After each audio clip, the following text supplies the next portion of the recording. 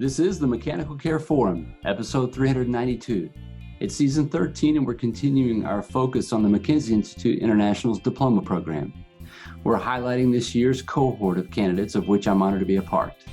We're speaking with my classmates, past students, instructors in the program, and today, Mr. Richard Rosedale, the International Director of Education and the Diploma Program Coordinator, and Dr. Helen Clare, the CEO of the McKenzie Institute International. This week on MCF. Hey everyone, welcome back this week. It's season 13 of the podcast, and we're highlighting this year's cohort of diploma candidates, of which I'm a part. This episode is brought to you by the McKenzie Institute International. If you don't know, the McKenzie method of mechanical diagnosis and therapy is globally recognized as a leading treatment for back, neck, and extremity disorders. Personally, MDT has made the single greatest positive influence on my practice, hands down. The McKenzie Institute International offers the diploma program to those professionals who've achieved prior certification in the method. If you're interested in learning more, well, for one, stay tuned and be sure to follow us along through this season 13, as we highlight this year's cohort of students through the program and get a perspective from past graduates and even some of the faculty. And secondly, be sure to go to the website to learn more about the program and how to apply. You'll find that by clicking on the Education tab and scrolling down to International Diploma. Just go to McKenzieInstitute.org. So last week we introduced about 7 of those of us from this year's class, and we shared about our background, reasoning why we wanted to pursue this, our attitudes and anticipations leading up to the theoretical portion, and plenty more. So if you missed that, be sure to go back to episode 391 and check it out.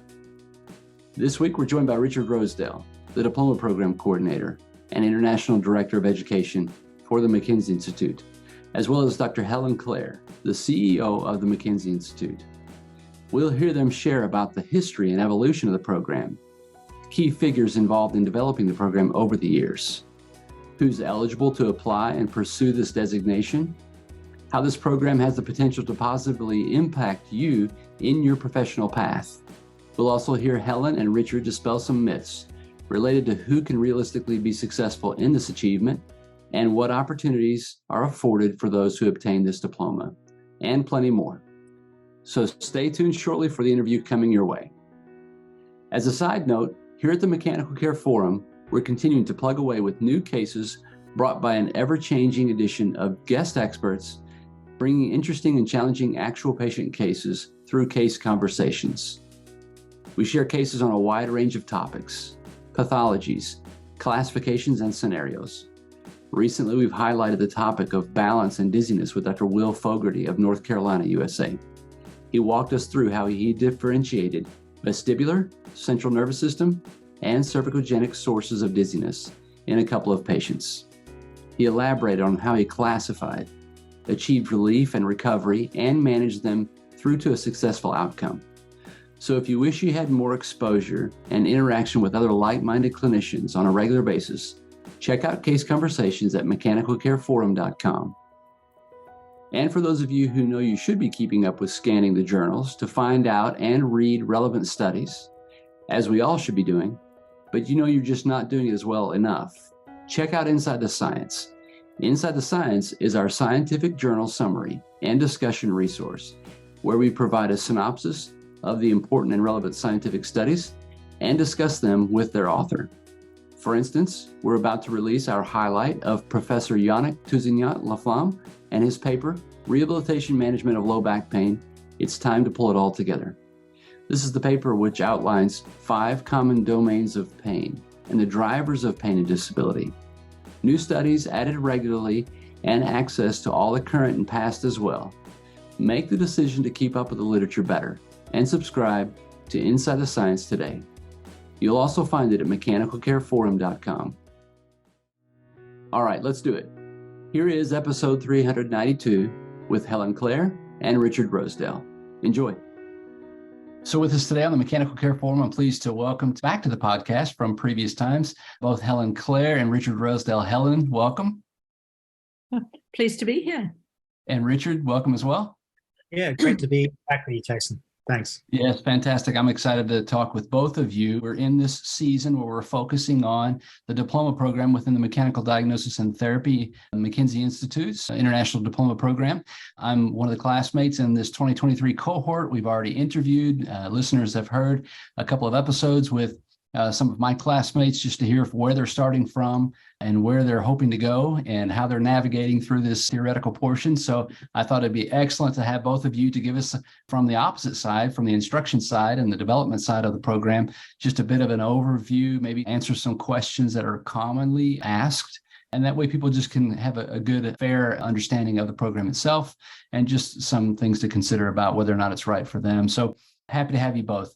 Before we jump into some of the questions and the topics, can you just give us a brief reminder of where you are and what you're up to, both of you, in case those that may not be familiar with you? Richard, do you want to start with that? Yeah, thanks, Jason. I'm in London, Ontario, Canada, and I work as a clinician 1 day a week. And the rest of the time, I'm working as the Director of Education with the McKenzie Institute. And I'm also, relevant to this conversation, I'm the Diploma Coordinator. And I also dabble in a bit of research still. So that's my summary. Fantastic. A lot of research that we've read actually in the last several weeks. So thanks for that. Yeah.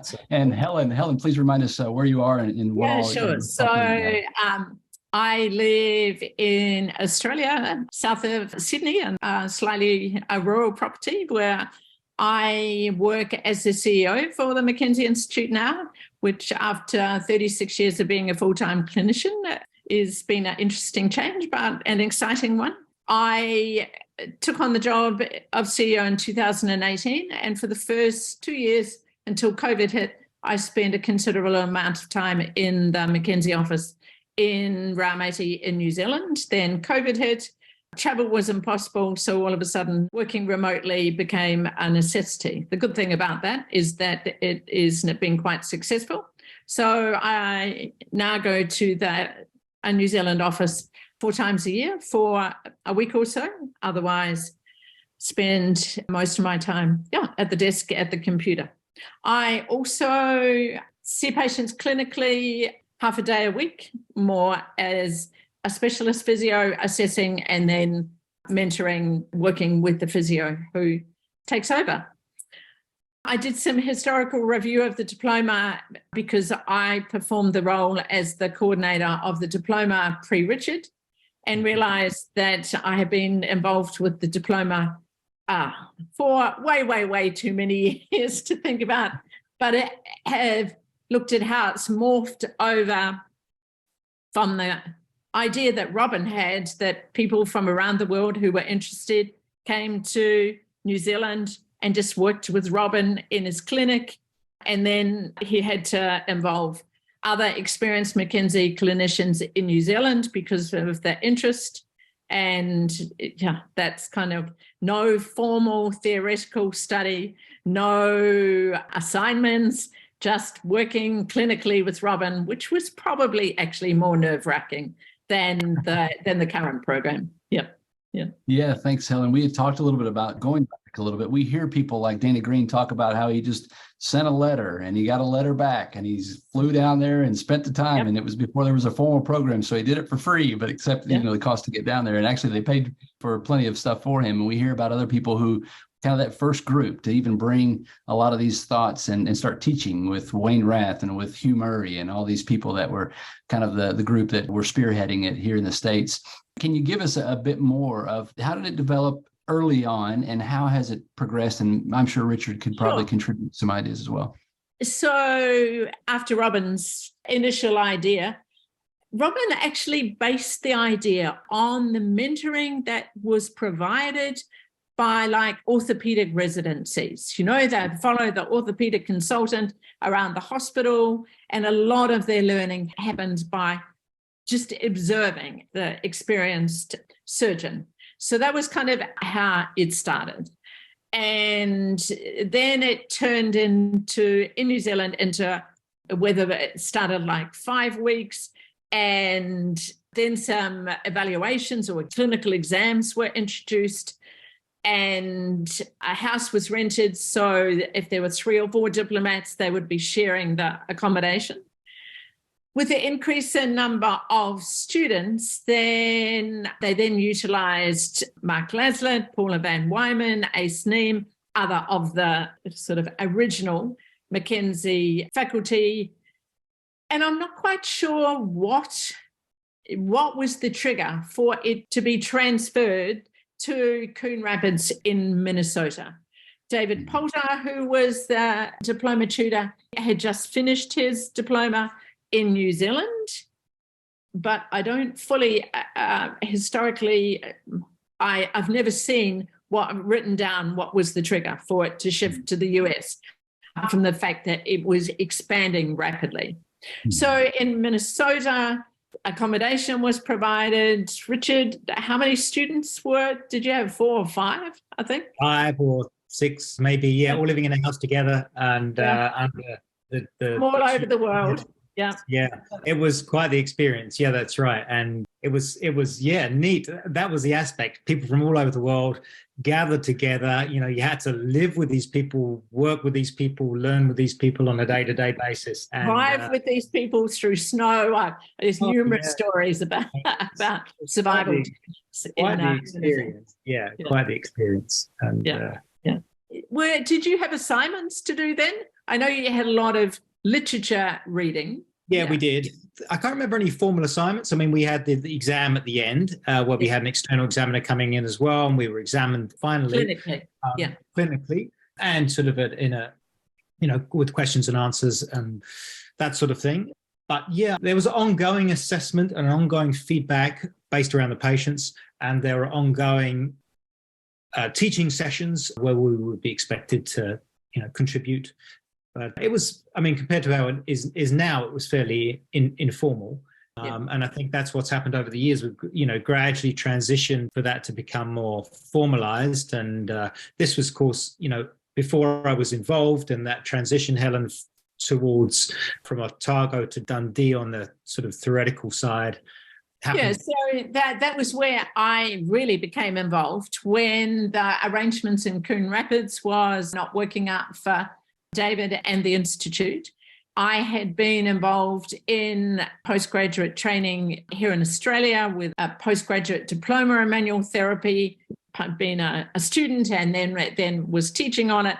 And so the thought was this should be formalized, if possible, as a formal university qualification. So we started with myself and Robin started discussions at Otago University.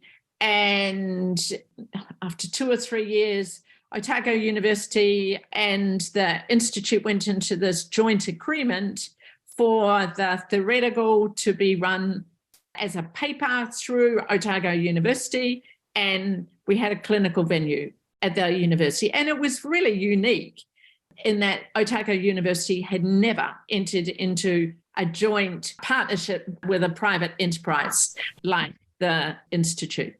John Sutherland at that time was the dean and very supportive of the McKenzie approach. And he was instrumental in getting it through the powers that be at the university. Clinical was also available in other venues around the world. You could do your clinical at the university clinics in Otago in New Zealand. So that ran from 2006 to 2010. Then, unfortunately, John was replaced by a new dean, university budget restraints. They required the clinical to have a supervision of 1 to 4 students, which we were not that comfortable with. And the support for the program diminished within the university with the change of a dean, which often happens. So we then started negotiations with Dundee University in Scotland, which had a very high profile at that time of delivering online programs. So they were way ahead of their time. And Jenny Ross, one of our faculty, was part-time on staff at Dundee.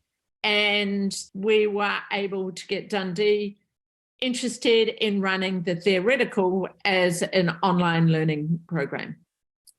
We didn't have a clinical venue within Dundee University, but we were able to have a clinical venue at NHS Hospital in Tayside in Dundee. And so the theoretical was at Dundee from 2011 to 2018.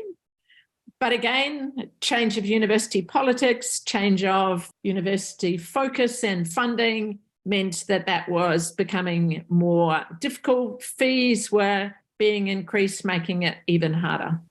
So in 2018, when I took on the CEO job, Richard took on the diploma coordinator and IDO job. Somehow we had this brilliant idea that we could run the theoretical in-house. We looked at quite a few other programs and they were being run in-house. Online learning systems like Schoology were becoming available. So we took the brave step to run it in-house. And that's where it's been since 2019.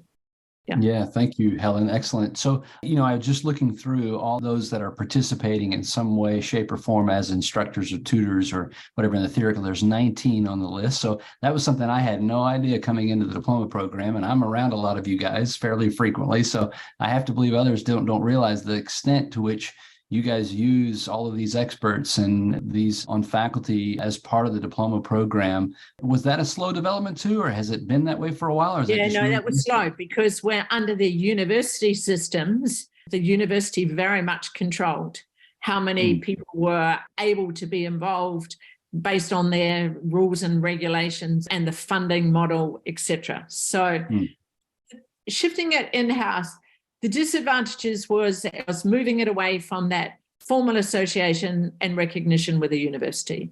But it outweighed by the advantages of being able to include a greater number of people, have more flexibility about who could attend the diploma. The universities were very rigid about eligibility. And also we just felt that the program was very much sitting on a knife edge depending on the politics or what was going on within the university. So being able to keep it more stable, involve more people, make it open to a greater number of students has been an ongoing benefit from having it in-house. To be able to, form our own curriculum without having the obligation to use university staff for sort of more generic pieces of our curriculum. We could formulate that around what's going to be most useful for the clinicians going through. What do they need to know? And then we match the educators with that content. So, which has been developing. We've been 5 years online now, so the content's definitely been developing over the years. Yeah. Helen mentioned the word eligibility, from who could attend the program. Richard, do you mind commenting on that? Who's eligible to apply and be considered to enter into the diploma program? Yeah, so someone needs to have gone through our curriculum, our courses, A to D, and ideally advanced extremities, and pass the credentialing exam. So that's the criteria. They need to go through the application process and put down their qualifications and their workplace and so on and so forth. They also need to be either English speaking or having taken an English certification with a sort of minimum standard. So they need to be able to interact with people. Obviously, they need to be able to interact with patients as well in English, write English. So that's one of our qualifications as well. But other than that, we take people from all over the world as long as they've gone through our education process and passed the credentialing. Yeah, just a caveat over that. One of the difficulties we do have now, McKenzie training is being provided to a variety of allied health professions in different countries, is that our clinical venues mostly are only able to accept physical therapists and one venue chiropractors. We have had situations with other allied health professionals, exercise physiologists. In Australia, we have myotherapists, which are like musculoskeletal, trained only in the musculoskeletal component of physiotherapy. And they have been eligible to go through the educational program, applied for the diploma, and then we've had huge difficulties of being able to find a clinical placement for them. So we would love to open it up to a broader allied health audience, but at the moment, availability of our clinical venues is the barrier that we have for that. Yeah. Mm-hmm. We do have a site which will accept chiropractors, so that's been great. We've had some chiropractors who've gone through recently at our site in Austin, so that works out too. Yeah. Richard, talk about what am I going to get out of this program? Maybe that someone out there is thinking, okay, I've got this handled pretty well. I'm a certified therapist. What might I gain from the program? What would you say to them? Yeah, I would say, one thing we do know, there is a lot of variability among our credentialed therapists. So people go through and they pass credentialing exam, which is a basic level of understanding of the system. So we have some excellent credentialed therapists, and we have some credentialed therapists who no longer apply the system or apply it sporadically.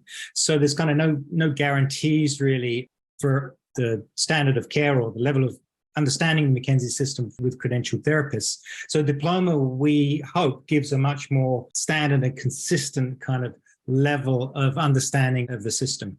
And I have to say that, anecdotally, of course, we can talk about lots of people that have gone through the system and have found that clinically, it's of enormous benefit. It's changed their way of practicing, not just their understanding of the MDT system, but their whole thinking about, their communication with the patient, their alliance, the way they are as a therapist. And so these are sort of big changes, I think, in people's lives and how they approach their clinical work. So certainly, if people have that thought that their primary goal is to become a better clinician and to manage their patients better, then this is the route for them. I think if MDT is the system they choose to pursue and they want to get better at it, then this would be the way to go. Now, if somebody asks me, am I going to get paid more? I wish I could say, diploma therapists get paid at least 3 times more than anyone else. We know that, but that's not the case. And I think, Helen, you were saying, even as a specialist in Australia. I think that generally postgraduate education, higher qualifications for physiotherapists, certainly here in Australia, it does not equate with increased income.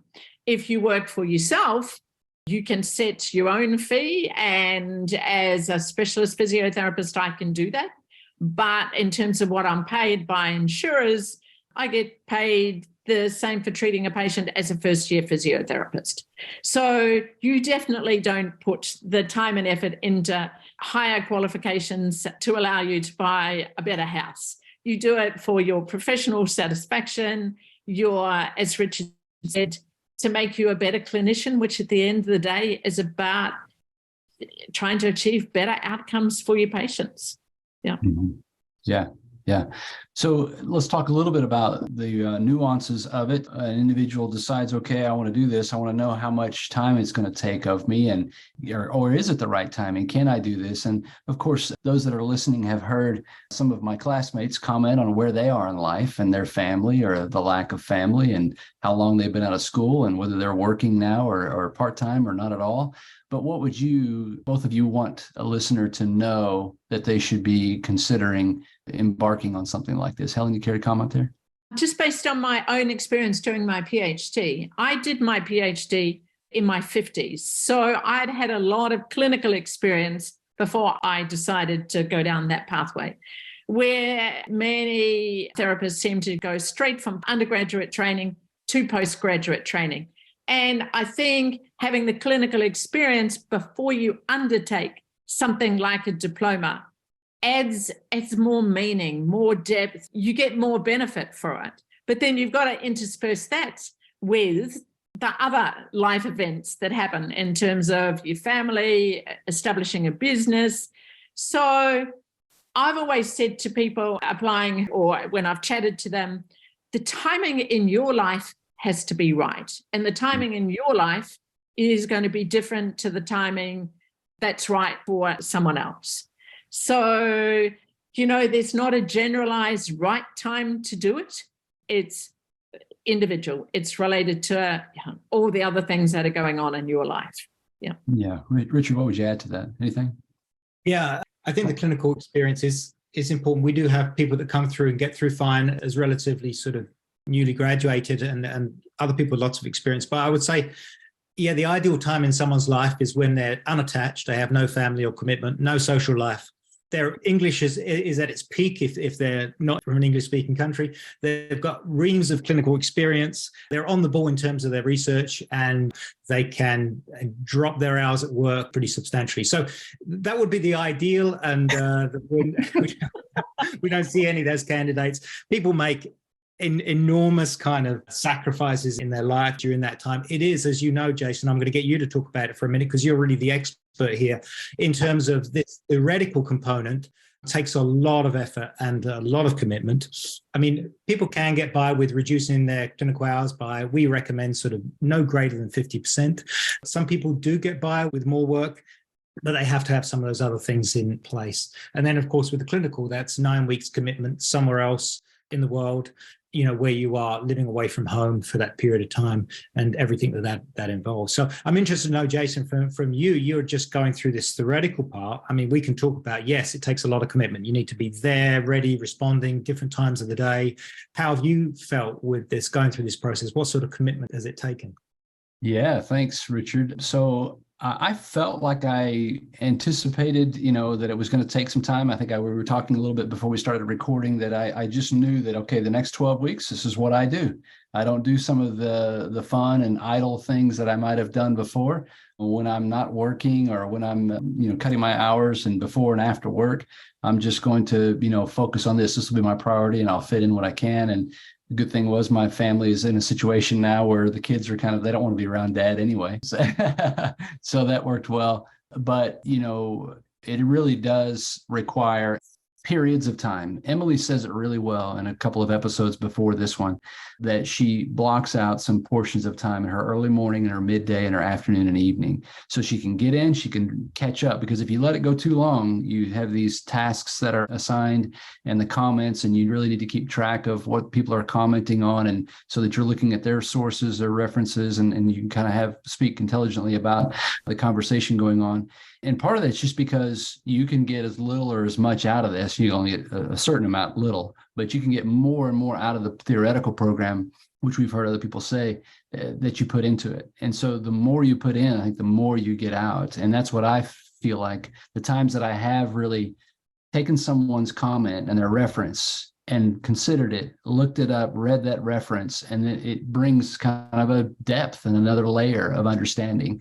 So to me, it's demanding, but it's also about, well, this is what we do. We wanted to get better in this anyway. So it's not a chore as much as it's just like, this is my priority right now. But yeah, I know that we've got some that are working quite a bit, but like you said, there were 3 things, I think, before we started recording too, Richard, that you mentioned that might have to be in place if someone's going to consider working more than 50%. Can you reiterate those? Because I thought those were handy. Yeah, you need to have no family, or maybe at your stage, Jason, where your family doesn't want to know you, then that's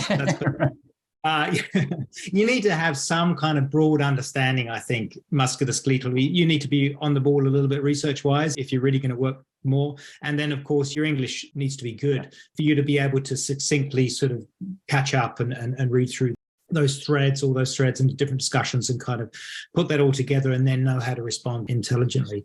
And the other challenge is time zone-wise, and people have expressed, they get up in the morning and then overnight, there's been this whole conversation going on, which they've had to catch up on, and they feel as though they're behind the 8 ball, and they just about catch up with the evening time, and then they have to go to bed again, and then it all starts again in the morning. So, where you are in the world and where are your fellow candidates is kind of an important thing as well. Maybe shifting to New Zealand is the best option to handle that, because then you post first, right? Yeah. Honestly, I think that those in India in my group and those in Europe do have an upper hand, because they're ahead of about 6 hours, 7 hours or more. And I get up and I'm like, holy cow, I've got some work to do. So yeah. Yeah. Excellent. So Richard, what made you feel like when you decided to go through it, what was it in your life right then that was like, now's the time to do it? Well, I had 3 young kids at the time, so it was not the time to do it. Maybe you should ask Richard's wife that. Yes, luckily my wife was, ready and willing for me to do it. And I think that's essential, of course, that the family members are on board with this and really feel as though it's helpful. But, I was a sorry state. at different times on my clinical. At one time, actually, the others got together. They were very generous, and they were willing to pay for my flight home for a weekend because they knew how badly it was for me being away from home and away from my kids. I didn't accept it, but I was with such a generous group that they were willing to do that. So it was an ideal timing for me, and I think this is, for many people, if they wait for the ideal time, there'll never be an ideal time for it. But I think the key is that, even if you have to work out, if your family are on board with it, if you have a family, then that's the key. If they're not, then there's going to be all sorts of stresses around it. And of course, things change. And I know we've had some people that, where their clinic partner has left, during their theoretical, and then all of a sudden they're dealing with, their business situation has really changed. Family situations can change as well, quite dramatically. And so all these things are unpredictable. So, I would say that, if you wait for the ideal time, you may never do it, but you've got to find a time that at least, you can work things, or people are willing to work around things to make it happen, which is what happened in my circumstance. Yeah. Some have asked, what can I tell my employer to gain some kind of support, either, just to allow me to do it or even financial support? We know that we don't necessarily have the data to suggest that, okay, we're going to be able to build out these kind of programs for the clinic or for the health system. Our outcomes are going to be better across the board. We're going to get patients, whatever. What would you encourage them to perhaps communicate to their employer if an employer is open to that discussion? Or have we seen students come through that their employer did support them either directly or indirectly? Helen, do you have any ideas on that? Yeah, I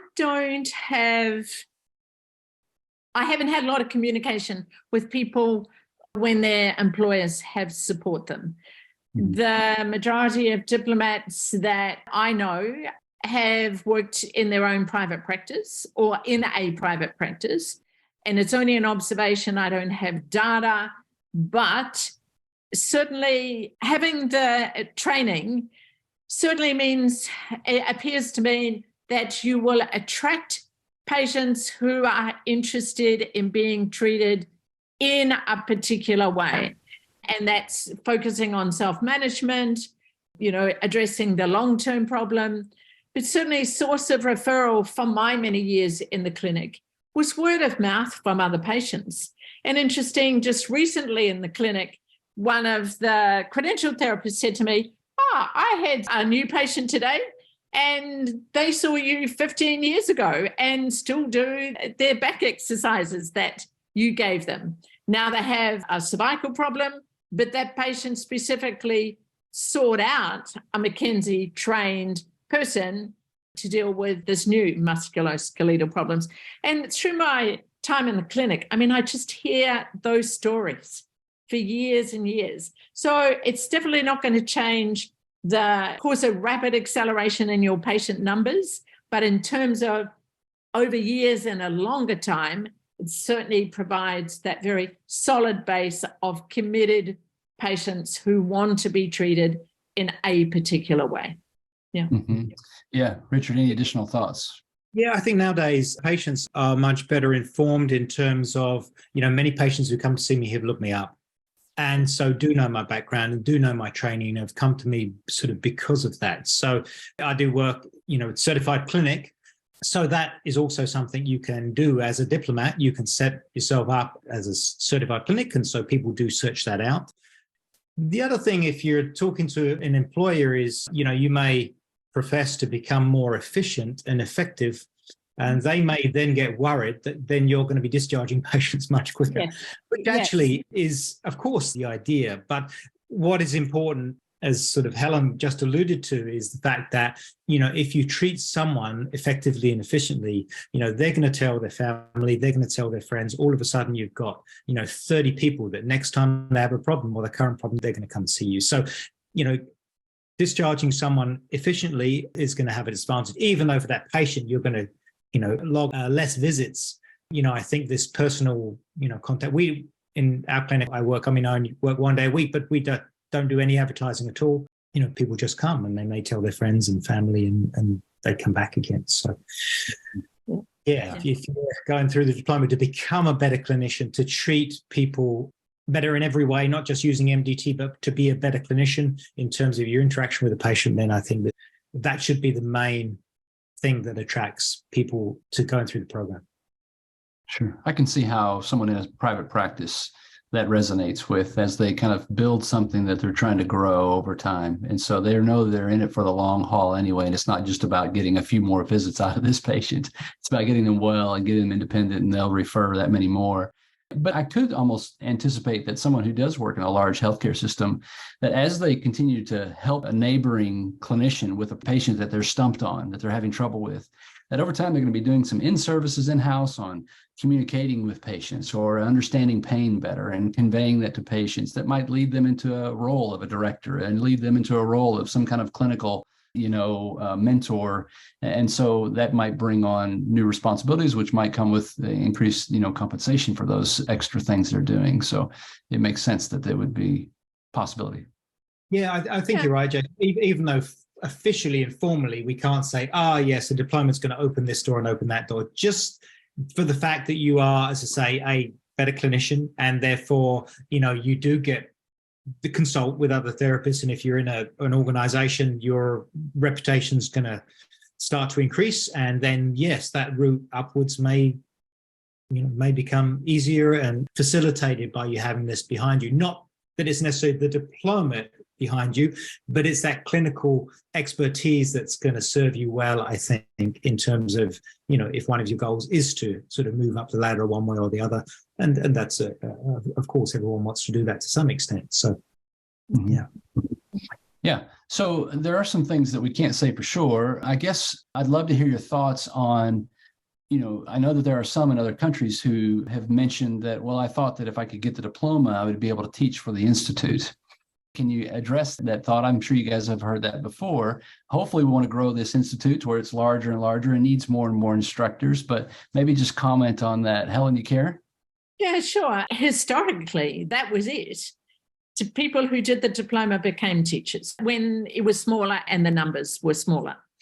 But of course, with greater numbers of doing the diploma, we have more diplomats than we need instructors.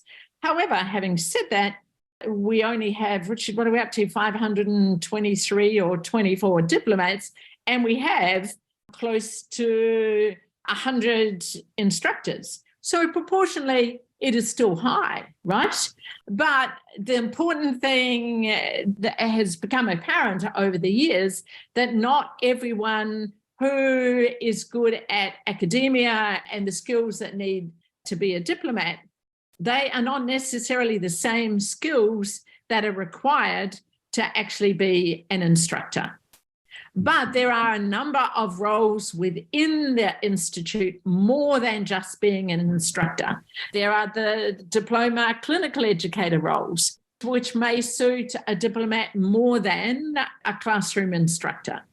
So, yeah, it became apparent probably 10, 15 years ago that we needed to make people aware that whilst you need to have the diploma to be an instructor, becoming a diplomat is not an automatic pathway to becoming the instructor.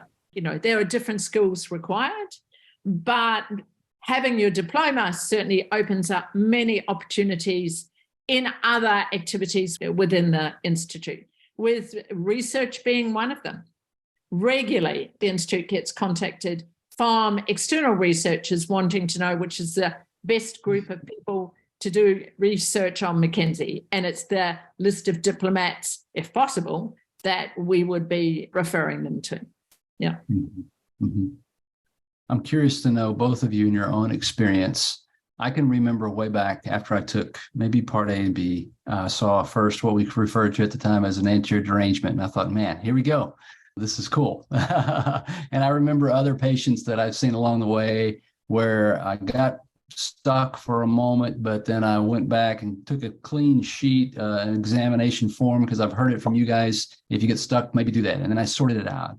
Are there patients that you've seen since the diploma, maybe soon after, that just stuck in your mind and you remember, and it's maybe an illustration, that additional degree of clinical reason that you gained from the diploma yourself? I'm putting you on the spot here. I didn't ask you to think about this, but maybe you have someone, maybe you don't. Helen? Yeah, my problem is that I was given my diploma so long ago that I can't relate back that far. But most recently, last year, for me now, with my MDT clinical reasoning and experience, and I say it often when I teach, being able to recognize the patient I am unable to treat and I shouldn't be treating is what my McKenzie experience has given me. And I saw a patient with a lumbar pain that had seen numerous other people, hadn't been sorted out, and came to me via recommendation. And after doing the McKenzie assessment, it did not make sense at all. And I was explained it to him and said, look, I'm not the person you need to be seeing. I think you need to go and see this sort of person. And he was very comfortable with that because the other practitioners that he'd seen all had said, I can fix you. And 3 months later, the symptoms were the same. Younger clinicians will say, yeah, but how can you charge a person if you don't treat them? He was very happy to pay my fee. And very pleasant surprise, a couple of days later when I went to the clinic, he had sent me a gorgeous bunch of flowers. Because I did nothing, I identified that I was not the person that he needed to be seeing. So I think with experience and going back to using the basic MDT principles, that the ability to recognize who you can't treat is not, for me, as important in the roles that I play now as being able to successfully treat people. Yeah, thank you, Helen. That's tremendous. Excellent example. Richard, your thoughts? Yeah, I think it's not dissimilar. Of course, it's always fun to see derangements, and you could say, well, I see more of those people now than I did before I did my diploma, and that's great. But I think the critical thing is being more confident about people that don't have a directional preference and where do they kind of fit. And I think that's a big transition for many people sort of coming through that diploma is, yes, they've nailed down, yep, I'm searching for directional preference, I'm finding that's great with a certain population, but these other folks, I'm not sure, where to go with those. So it's that confidence in using the system, having trust in the system, and to be sure, okay, I know this is not, you haven't got a directional preference, but this is where I'm thinking you'll fit, and we'll figure this out over the next few sessions, and you do. And so I would say that sort of, again, it's a while ago for me, but, in that transition, it's somewhere along the way, it's that confidence with saying something, yeah, this person has, chronic pain syndrome. And,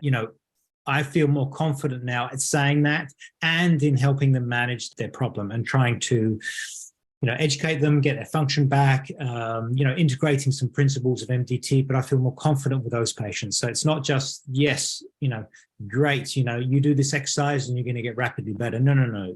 That's not going to happen with this population.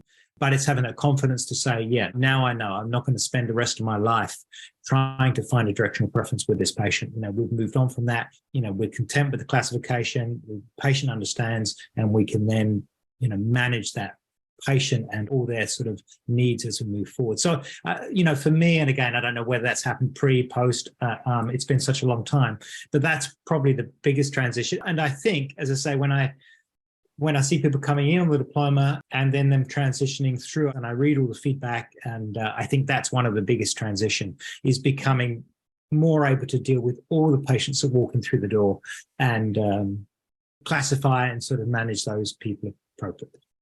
Yeah, two great examples. Thank you. And I had been doing some thinking because I knew that, Richard, you mentioned that maybe you should ask me a thing or two. And confidence was one of those things, and probably speed within a session to recognize, no, I stay right where I am. I continue pressing on with this direction of this force, or nope, I know I've exhausted that. I need to move on, or efficiency maybe through the course of care as well. So I appreciate you kind of highlighting that with those non-derangements, because they're unfortunately not all derangements, or maybe fortunately, I don't know. Yeah. Excellent. Well, Yeah, go ahead, Helen. Just one quick example, but it also gives you confidence to manage derangements. Had this yoga instructor, gym Pilates instructor, and everything told me that this was going to be an extension responder. But there were evidence on their assessment where it was not that definitive, right? And she loved flexion. She did flexion thousands of times a day. And having the confidence to say to her, no, you're not allowed to do flexion. And it was almost like you could see the look on her face. What do you mean I'm not allowed to do my flexion stretches? And explaining this is not forever. This is just for a period. But if I hadn't been confident in my head that this was a derangement with a directional preference and been really strict with her, yeah, that would have just been a big mishmash, and it would have been one that had not responded. And she really didn't believe me at the end of the first visit. But like a week later, then I ended up with almost the bigger problem. Then she didn't want to go back to any flexion exercises, right? but again, it's that confidence to just know that it is, yes, it's a derangement. And if it's a derangement, we've got to be strict about how we manage it. But if it's not a derangement, then don't keep trying to find the directional preference. Yeah, well said. Well, these are all great examples, and I really appreciate, Helen, you going through the effort to look at a bit of historically where the diploma has come from and where it's headed, and Richard helping us understand, kind of where it is currently. We appreciate you guys and what you do. I'm grateful for it right now in the mix of it. Maybe we give you, Richard, an opportunity just to share with people where they might go to read more about it and what other resources might help someone learn a bit more about the diploma program. Yeah, I would say the best place to go is our international website. And under education there, we have International Diploma, and we have information on the site, a video of some diplomats and a video of some general information as well. And then there's a document people can download, which gives them the description of the diploma, general information, and how they would go through the application process, which is now online. So that's definitely the best place to go, to an international website. And deadlines for that each year or when? Yeah, each year it's October 31st. So the application needs to be in at that point for starting the next February. So for next year's cohort, they would need to be in by this 31st of October to start in at the beginning of February in 2024. Excellent. All right. Well, perfect. I appreciate you guys again being willing to jump on here and talk a little bit from the education side. Helen Clare, Richard Rosedale, thank you so much for joining us today. We appreciate your time. Thanks for having us, Jason. Great to be here. And there you go with episode 392 with Richard Rosedale and Helen Clare. Such commitment and contribution to the promotion and development of MDT over the years by both Richard and Helen. If you have or are considering the diploma program, just be aware, as Richard shared, just clear your life with no obligations and no financial needs, and that's the perfect time to do the program. But for the rest of us, just plan for it. And to me, anything worth achieving is worth sacrificing for. And the reality is that for those of us who consider making this commitment, there's usually significant sacrifice. Again, we want to thank today's sponsor, the McKenzie Institute International, providing worldwide training and support to clinicians in the principles and practice of the McKenzie method for the management of patients with spine and extremity disorders. The McKenzie Institute Diploma Program provides the highest level of MDT training. It enables clinicians to acquire an in-depth understanding of the McKenzie method and become experts in its effective use in guiding their patients to achieve their personal goals. If you have an interest in learning more about the diploma program, check it out at McKenzieInstitute.org. All right, more discussion with recent diploma graduates, instructors, clinical tutors, my classmates, mid-program, and more coming up, so be sure to subscribe today. And remember, you can view the video version on YouTube as well. Okay, I wish you a great week with your patients this week. Whether you choose to pursue the diploma program or not, pursue excellence. It better serves you and your patients. And join us right back here for more of sharing experience for improved patient care.